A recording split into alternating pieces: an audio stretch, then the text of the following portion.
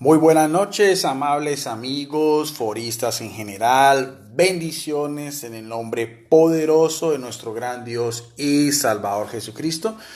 Les habla en esta noche de hoy domingo, cuando tenemos las 8 de la noche, 36 minutos, hora de Colombia, desde la ciudad de Palmira, Valle del Cauca, el licenciado en teología Guido Rojas, con un compartir.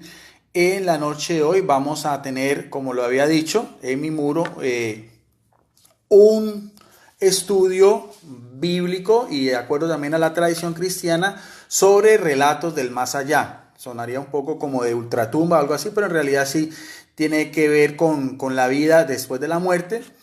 El primer testimonio relatado de los evangelios tiene que ver con un relato que aparece en el Evangelio de Lucas, una narración de Jesucristo, una enseñanza de Jesucristo.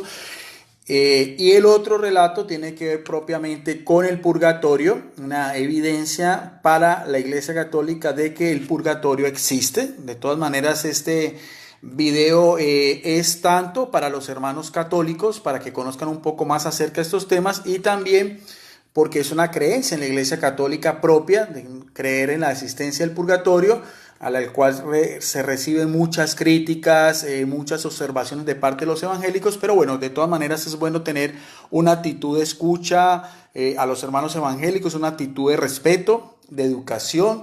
Para los que quieran simplemente ver este video, puede ser a manera de información general. A veces es importante conocer qué es lo que piensa la otra persona, las otras iglesias, en ver tanto de estar criticando, de mirando a ver por dónde viene la polémica, por dónde viene la rencilla. Siempre lo he dicho, mi labor es teólogo, el teólogo es el que expone, el que explica. No soy un apologista, no necesito defender la iglesia, ni pisoteando al contrincante, ni hablando mal de los evangélicos, ni con insultos, ni nada de esas cosas, o gritando, nada de eso no se trata, así no se ganan las cosas. Simplemente exponer y pues y sacar cada persona sus propias conclusiones. El primer relato, al final también, como siempre, voy a saludar a algunos amigos que en este momento veo que se están conectando. Siempre les doy un saludito, si quieren también desde qué parte nos están viendo, como siempre. Estos videos formativos, tanto a veces de temas bíblicos como de temas de teología o apologética y demás, están en mi muro abierto, todo el mundo puede comentar, y también los subo a varios foros especialmente, y el primero de todos es el de Debates Cristianos Católicos versus Otros Cristianos, que ya cuenta con más de 26.200 miembros. Ese es el primer foro donde yo subo los videos, y en otros también en otros espacios. Quería también decirles que ya estamos esperando a que nuestro amigo Josué Torres suba el último debate que tuve con el pastor Eduardo Gutiérrez sobre el tema, fue la semana pasada, sobre el tema de la intercesión de los santos. Va a subirlo a nuestro propio canal en YouTube que se llama Videos Apologética Católica. Y también en esta semana, en el día martes, tengo también otro debate con el unicitario, el señor de la Iglesia Pentecostal Unida de Colombia, el señor Alexander Escobar Cerrato. Vamos a hablar del tema sobre la virginidad de María, otro tema que también me apasiona mucho, un tema que tiene también mucho que ver con un dogma, o sea, una creencia de la Iglesia Católica. Va a ser en el canal de él, creo que se llama Conociendo la Verdad, pero después lo subimos también a nuestro propio canal Videos Apologética Católica. Para la primera intervención de hoy, el primer relato de hoy, saben los amigos que siempre utilizo Biblias en físico, no me gustan Biblias electrónicas ni nada, yo transmito desde mi celular, entonces por eso me gusta tener Biblias en físico. Esta es una Biblia que me gusta mucho, es la Biblia de Estudio Thompson, es una Biblia evangélica, muy interesante, muy importante, de las principales Biblias, como todas, es de la Reina Valera del año de 1960, ustedes pueden ver el grosor. Es una Biblia que tiene muchas referencias bíblicas sobre el tema a tratar. Entonces, el primer relato, que tiene que ver con el más allá, un testimonio propio contado por nuestro Señor Jesucristo, es muy conocido por todos nosotros. Es la famosa parábola de el rico Epulón y el pobre Lázaro.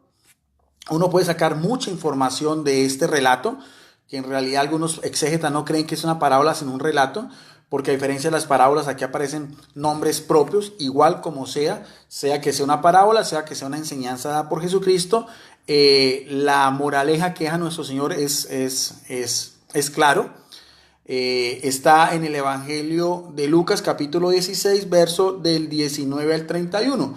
Y nosotros de este relato podemos sacar muchas enseñanzas tanto de orden moral, en cuanto a la vida del cristiano, en lo importante que es ser las obras, lo que debe ser en contra del egoísmo, el amor al dinero de los ricos, todas esas enseñanzas, pero también desde un punto de vista de la teología, lo que es la escatología, o sea, los temas que tienen que ver con el más allá, porque de eso también hay evidencia y sobre todo algo muy importante porque el relato demuestra de una manera clara, contundente y precisa de que una parte del ser humano sobrevive después de la muerte. Eso de pronto para mí lo más importante, que quiero relacionarlo después con el tema del purgatorio, porque los cristianos pensamos, la mayoría de las iglesias cristianas pensamos que el ser humano está conformado, como lo dice el apóstol Pablo en Primera de Tesalonicenses 5:20, creo que es 5:20, entre el 20 y el 22, dice el apóstol que somos nosotros cuerpo, alma y espíritu. Cuerpo en griego es suke, el espíritu es neuma y el cuerpo es soma, el alma es suke y el espíritu es neuma. Cuando muere el alma en sí, que es toda la persona en sí, el cuerpo se degrada, en polvo eres, en polvo te has de convertir, poéticamente hablando, pero el espíritu, el neuma, es lo que sobrevive después de la muerte y es la parte inmortal que al final de los tiempos va a unirse otra vez con el cuerpo en la resurrección final. Entonces, para la Iglesia Católica existen diferentes estados del espíritu, porque el espíritu no tiene, por así decirlo, una materia, no ocupa un lugar físico, no ocupa una dimensión humanamente hablando, sino que es una dimensión espiritual. Creemos los católicos que existe el infierno como tal, el Gehenna, o también a veces identificado como el Hades aquí en este relato. Creemos que también existe el purgatorio y creemos que también existe el cielo como la morada celestial o lo que Dios hablaba muchas veces como el reino de Dios. El relato del rico de Pulón y el pobre Lázaro, como decía yo, está en el Evangelio de Lucas, que ha sido llamado como el Evangelio de la Misericordia. Es muy descriptivo este relato de Jesucristo, un poco escalofriante, pero de todas maneras tiene una enseñanza para nosotros. Dice así en el verso 19. Había un hombre rico y empieza a hablar, Jesucristo va a hablar sobre la vida de dos hombres. Uno era rico, que se llamaba Epulón, y lo dice cómo se vestía, las vestimentas propias de la gente de la realeza y de la gente rica aquel entonces, que era el púrpura. Siempre el color púrpura era el color de los reyes, de los monarcas, de los grandes hombres, y el lino fino, todo lo que era el lino que era traído de otros países, de Persia o de India, costaba muchísimo. Y es algo muy interesante, hacía banquetes con esplendidez todos los días. O sea, el banquete para el judío es señal de amistad, el banquete para los judíos es señal de regocijo, de compañerismo, es señal de saber de que usted tiene los recursos necesarios, aquí como lo dice, con esplendidez para invitar a otras personas. El compartir en la mesa tiene una connotación muy importante en el pueblo judío y al mismo tiempo dice de una manera muy descriptiva a nuestro Señor Jesucristo como Él siempre lo hacía. Por eso es que es el gran maestro, el divino maestro, maestro por excelencia, el rabí, como se conocía en el pueblo de Israel. Decía igualmente en el verso 20, ya todo lo contrario, el otro personaje dice también, había también un mendigo, o sea, un menesteroso, una persona pobre llamada Lázaro, y le da nombre propio, que estaba echado a la puerta de aquel lleno de llagas. O sea, vemos la condición en que estaba este menesteroso, en una condición deprimente, deplorable.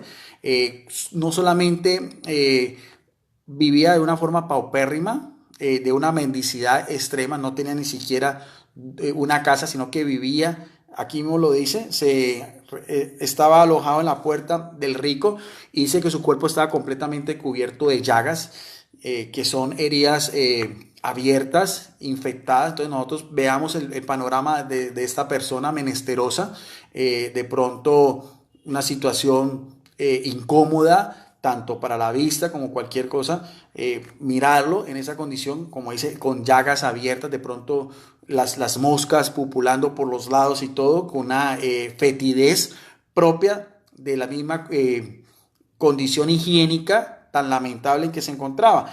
Y sigue diciendo en el verso 22, porque no solamente nos dice cómo se llamaba este pobre, sino que vivía a la puerta del rico. Y en el verso 21 viene a resaltar un poco más la vida que llevaba y decía, y ansiaba saciarse de las migajas. Y mire que ni siquiera era del banquete que podía compartir el rico, no, sino solamente aquí mismo lo dice Jesucristo como lo habla, de las migajas, o sea, las sobras que caían de la mesa del rico. O sea, vemos también la forma tan descriptiva como nuestro Jesucristo hace este relato para dar una enseñanza a todos nosotros. Y aún no solamente es eso, o sea, era tal el hambre que tenía que hasta con las migajas se podía saciar, pero no solamente eso, sino que su condición física era más lamentable porque dice, no solamente estaba cubierto de llagas, sino que dice el mismo texto, y aún los perros venían y le lamían las llagas, algo pues que denota la condición casi no propia de un ser humano en que vivía este menesteroso. Hay que tener en cuenta que los judíos no apreciaban a los perros, eran animales semisalvajes, vagabundos, se mantenían en los basureros, no eran mascotas para los judíos, solamente los pastores tenían perros para cuidar sus rebaños, pero eran aislados en las montañas. Otras civilizaciones de aquel entonces sí tenían perros como mascotas, algunos los consideraban como dioses, como es el caso de los egipcios, y como animal de compañía los griegos y los romanos, pero para el judío no. Por eso es la forma como describe de una manera tan precisa nuestro Señor Jesucristo, podemos ir imaginando el teatro de estos acontecimientos. Dice, después de haber descrito a estos dos personajes, el rico y el pobre, en la condición en que se encontraba, haciendo énfasis más que todo en el pobre, le da el nombre que se llamaba Lázaro, pero en el verso 22 dice, aconteció que murió el mendigo y fue llevado por los ángeles. Vemos bien, o sea, de tal manera este mendigo, por todo lo que había sufrido, por todas sus penalidades, dice que después de su muerte fue llevado por los ángeles, tuvo ese privilegio de ser llevado por los ángeles, y ahí demuestra también la relación que tienen los ángeles en la vida de cada ser humano. Todos contamos con un ángel de la guarda, es una creencia también de la Iglesia Católica con fundamento bíblico, y fue llevado por los ángeles al seno de Abraham, que era una de las formas como se conocía en la Biblia lo que era el limbo, porque este seno de Abraham también era fue un estado temporal, era el lugar donde estaban las almas de todos los justos desde Abel hasta que Jesucristo muere en la cruz. Por eso es que antes de morir en el Calvario, Jesús le dice al buen ladrón, hoy estarás conmigo en el paraíso. Nadie ha subido al cielo sino solamente el que bajó. Entonces, el seno de Abraham podemos entender lo que muchas veces la gente relaciona como el limbo, el estado de las almas de los justos que estaban desde Abel, no gozaban de la presencia de Dios, pero están en un lugar de descanso, en un lugar de espera, llegando ya esperando que Jesucristo después de muerto viniera a llevarlos a todos al cielo. Por eso dice, fue llevado al seno de Abraham y murió también el rico y fue sepultado, o sea, sepultado. O sea, ya dejó de existir. La sepultura como un término que aparece mucho en la Biblia. Y en el Hades indica el lugar donde estaba. El Hades, que muchas veces es un sinónimo del Gehenna, que es el propio infierno, el lugar de fuego, el estanque de horno ardiente, conocido también como lugar de azufre, de humo. Todas esas indicaciones da las Sagradas Escrituras para hablar del propio infierno, porque dice, y en el Hades alzó sus ojos este rico. Vemos que ambos después de la muerte siguen en un estado de conciencia, aquí lo está diciendo, el estado ya en que se encontraba ya espiritualmente el rico, y alzando sus ojos estando en tormento. Mire cómo Jesucristo identifica al Hades con tormento para este rico por su avaricia, precisamente por la forma como vivía, completamente alejado de lo que era el amor al prójimo, en este caso a Lázaro, y estando en tormento vio de lejos a Abraham y a Lázaro en su seno. Aquí vamos a ver entonces bien, hay tres personajes espiritualmente hablando, en la esfera ya, no terrenalmente, sino después de la muerte, que es Lázaro, que se encontraba al lado, como dice acá, con Abraham a lo lejos. O sea, el rico estaba en un lugar de tormento, pero podía mirar a lo lejos a estos dos personajes que sí estaban en una posición mucho mejor. Sigue diciendo el relato en el verso 24. Entonces él, dando voces, dijo: Padre Abraham. Reconoce la importancia de Abraham, el padre en la fe, el patriarca por excelencia, del cual Dios hace una alianza en Génesis 12, muy importante, lo que es la figura de Abraham, tanto para los judíos como para los cristianos y los musulmanes. El mismo Jesucristo nombra a Abraham como un padre en la fe, como lo que es un patriarca, humanamente hablando, del cual venía la salvación. Tan importante es que aparece en el prólogo del Evangelio de Mateo, al lado de David, como descendientes directos de Jesucristo en su naturaleza humana. Y estando él dando voces, dijo: Padre Abraham. Y vemos a ver que está pidiendo, va a pedir la intercesión de Abraham, porque dice: ten misericordia de mí. O sea, el rico que tenía banquetes, que de pronto debía tener sirvientes, debió haberse una persona prepotente, orgullosa, soberbia, como son muchos de los ricos. Vemos aquí ya cómo cambian los papeles. Y está pidiendo clemencia a Abraham por el tormento que estaba en el Hades, espiritualmente hablando.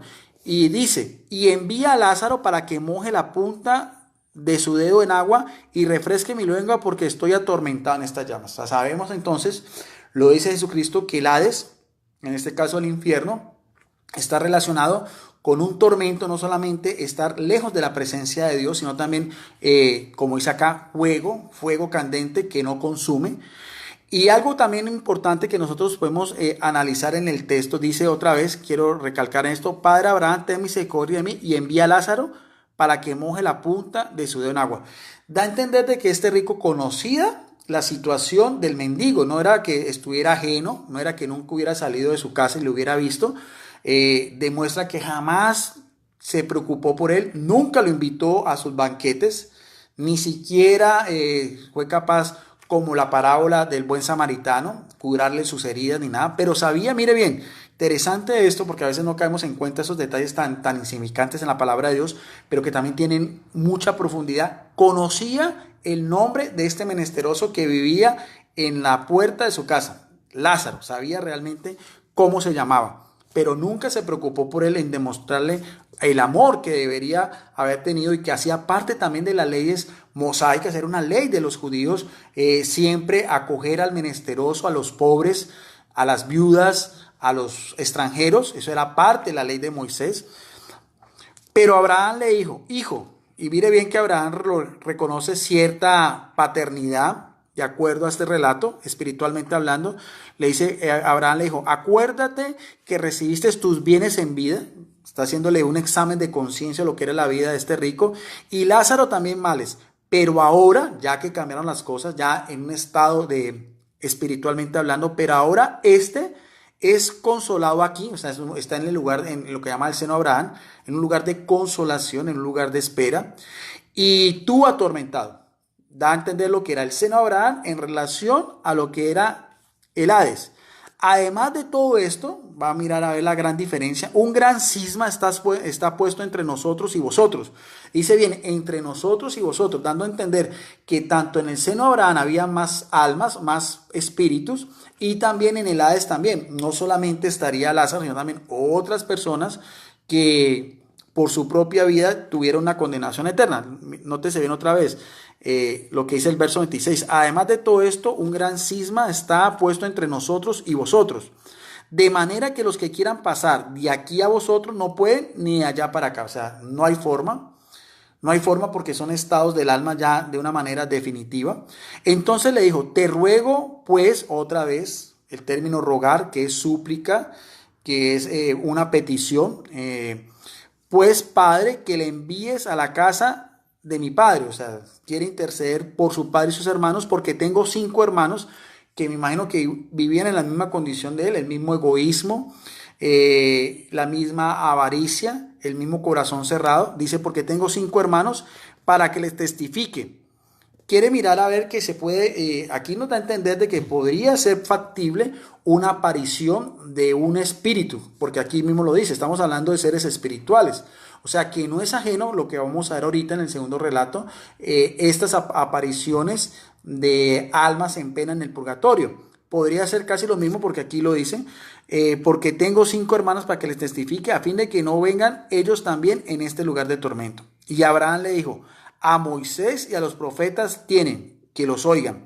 Entonces dijo, no, padre Abraham, pero si alguno fuera a ellos de entre los muertos, se arrepentiría. O sea que estamos hablando que sí pueden haber apariciones de personas ya fallecidas con el permiso de Dios para llevar un mensaje, como han ocurrido en el transcurso de la historia de la iglesia, apariciones tanto reconocidas por la Iglesia Católica del mismo Jesucristo, a muchos santos y santas, apariciones de la Virgen María también, apariciones de ángeles, apariciones también de santos y también apariciones de almas del purgatorio. O sea que no es algo ajeno a lo que está hablando la palabra de Dios, aunque en un contexto diferente, porque aquí está hablando del seno de Abraham y el Hades. Pero sí estamos hablando de espíritus que están en el más allá. Mas Abraham le dijo, si no oyen a Moisés y a los profetas, tampoco se persuadirán, aunque alguno se levantara de los muertos. Aunque alguno pues fuera levantado de los muertos, bien sea, como decía anteriormente, espiritualmente o en una resurrección para dar un testimonio, ni siquiera así podría cambiar la actitud de los otros hermanos, que de igual manera tendrían ese corazón duro, frío y cerrado ante el amor al prójimo. Entonces ahí termina este relato del Evangelio de Lucas sobre el rico y Lázaro, que nos puede dar muchas enseñanzas a nosotros, pero quería hacer más que todo énfasis sobre lo que es el tema de hoy, que son las apariciones o relatos del más allá.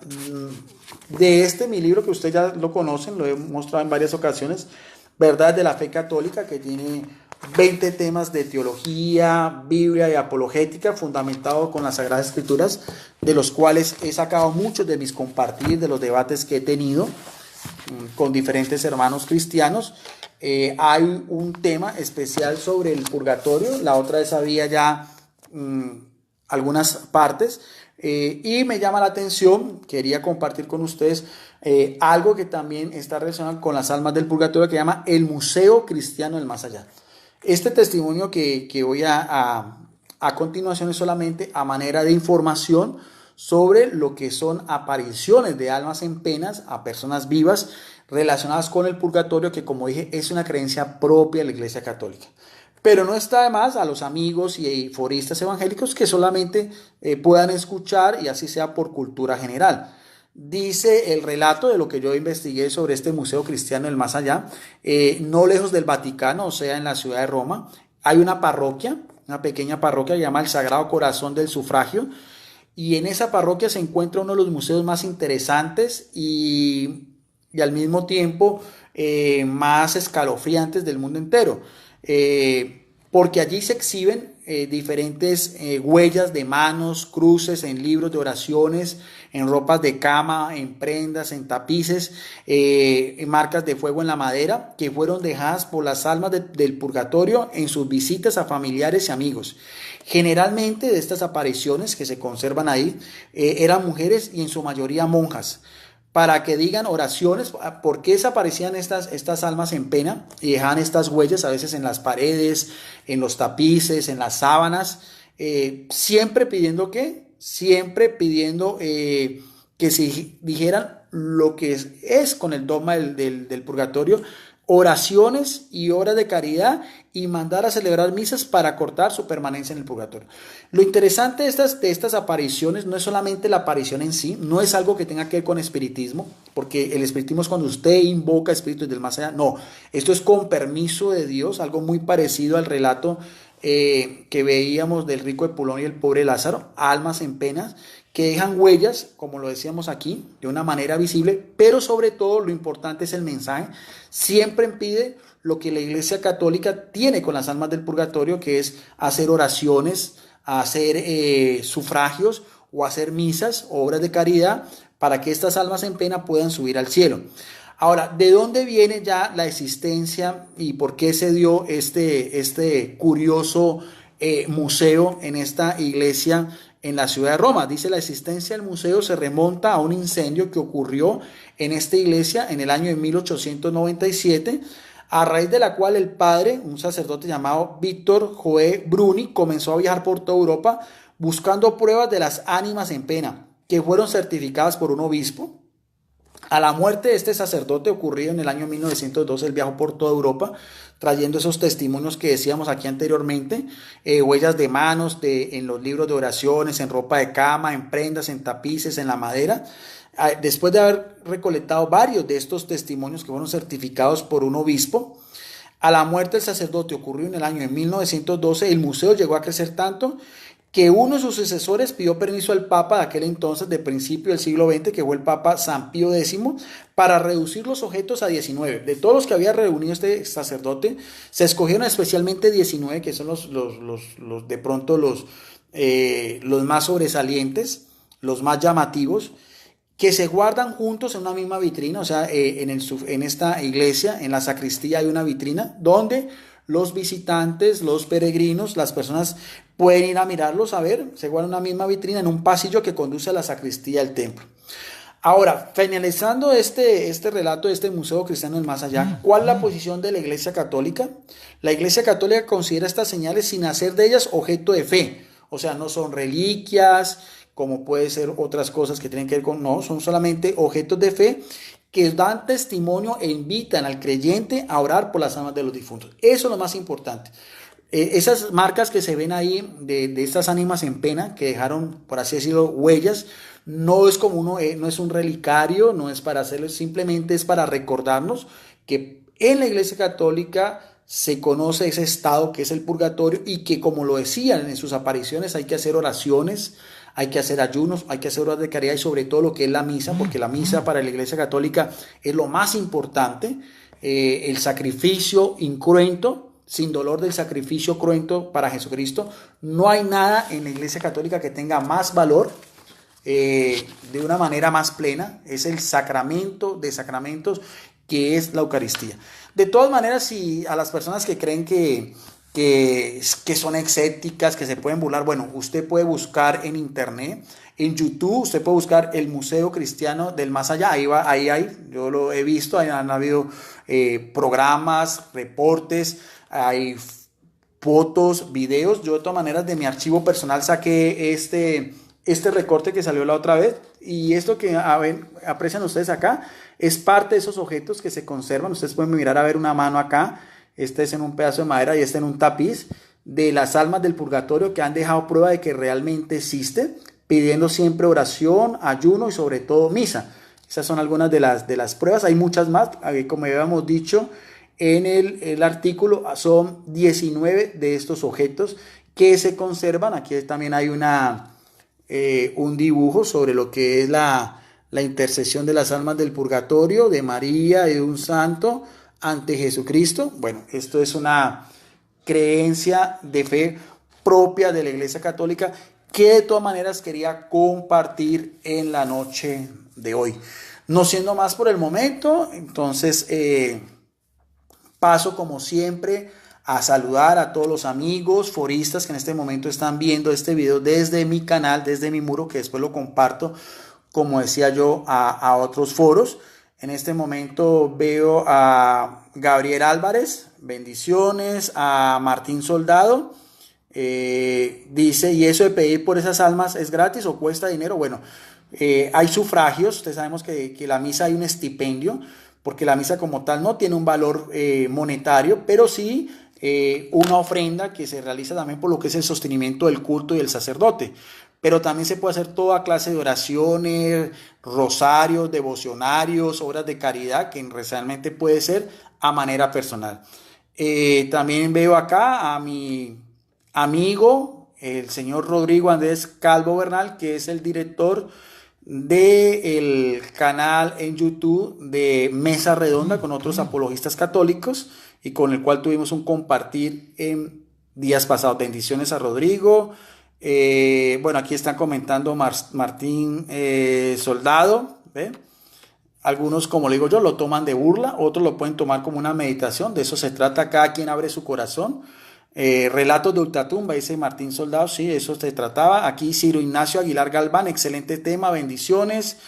Veo también a Bueno, aquí a nuestro amigo Pedro Gómez, amigo evangélico, muy activo también en el canal. Bendiciones a Pedro Gómez, a nuestro amigo católico Claudio Sánchez, a Ramón Moreno también, a Willy también, a Alejandro Pascal también, Fernando Rodríguez, Francisco Hernández también está aquí mandando saludos. Blas Cerda Barocio también, bendiciones. A Lilian Berríos también. Héctor R. Rivera Torres también, bendiciones al amigo católico. Gabriel Galavis también. Laura Bonilla, nuestro amigo Juan Carlos Ulluda también, saludo.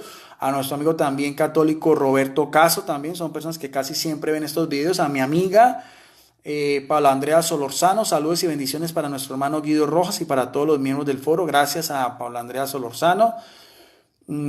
Salvador González también, a nuestra hermana también fiel, amiga de todas las enseñanzas que yo hoy, nuestra hermana López Mayra. Buenas noches, hermanito Guido Rojas. Si hay algo que le aplaudo de su comportamiento y su educación a la altura de su estudio. Paz y bien. Gracias a la hermana López Mayra desde Minneapolis, Minnesota, Estados Unidos. También a nuestro amigo Martín Sick, también. Alvin Bala también vio el video. Juan Pablo Restrepo, nuestra hermana también de Estados Unidos, Elizabeth Fuentes. Bendiciones, hermano Guido Rojas, también para ti. Mauricio Draque también. Edwin Jiménez, saludos, hermano Guido Rojas. Que Dios te bendiga. Te cuento que el protestante Pedro elimina a las personas que opinan en contra de su fe. Eso es bien feo. Bueno, para eso hay unos moderadores también. Se puede colocar esas quejas ahí. También veo a Emanuel García, bendiciones. A Martín Orlando también. Mauricio Figueroa, nuestra hermana Mayra Figueroa, bendecida noche. Gracias, Guido. Dios te bendiga. Su comportamiento es agradable a Dios. Bueno, gracias. Edwin Jiménez, José Flores, amén. Alejandro Posada, Daniel Telles, nuestro amigo también Gabriel Álvarez, bendiciones, un saludo. Juan Méndez también, saludo y bendiciones. Isaías Sánchez también, gracias a todas estas personas que vieron el video. Víctor Miguel Batista Mesa, Diego Enrique Campaña Ramírez, John Toro también, bendiciones. Moy Vázquez también, bueno, todas estas son las personas. Jan Ávila. Las misas sí tienen un valor monetario, ya expliqué. Las misas como tal no, pero sí se hace una ofrenda por el sostenimiento del culto y el sacerdote, que es lo que llama un estipendio. Sergio Franco Figueroa, Martín Soldado, Pedro Ríos, también nuestro amigo evangélico de Chile, dice: las iglesias tanto católicas como evangélicas tienen gastos administrativos. Eso lo hablamos. Si tiene valor monetario la misa, bueno. Dice nuestro amigo Rodrigo Andrés Calvo Bernal: las misas no se cobran. Bueno, eso ya sería otro tema.